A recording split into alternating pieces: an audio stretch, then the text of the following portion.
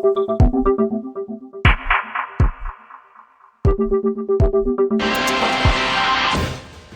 ng House Prosecution Panel na isumite na ang hinihinging sertipikasyon ng Senate Impeachment Court. Yan ay kahit para sa ilang prosecutor ay walang legal na basihan ng utos ng Senado. Nakatutok si Tina Panganiban Perez.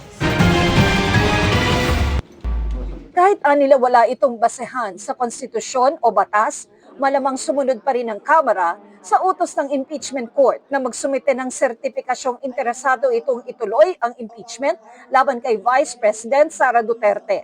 Ayon yan sa isa sa mga magiging prosecutor. Pag may order yung korte, kahit na gaano mo ka, no matter how wrong or stupid that order is, you still usually end up complying just to satisfy the court. May constitutional basis ba or basis in law? Ako, I find no basis eh. Kasi once it is filed, it's already there. Na parang it's like, parang bakit mo pa ipatanong?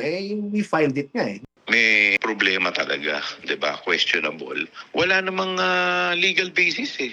Sabi pa ni ML Party List Representative Laila De Lima na inaasahang magiging bahagi ng House Prosecution Panel, tila tinatrato raw ng impeachment court ang Kamara na sunod-sunuran lang sa lahat ng iutos nito kahit wala naman daw basehan sa konstitusyon o sa rules.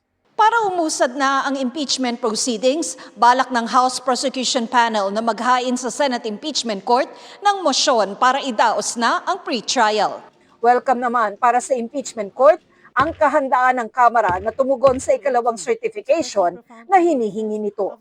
Para sa GMA Integrated News, Tina Panganiban Perez, nakatutok, 24 oras.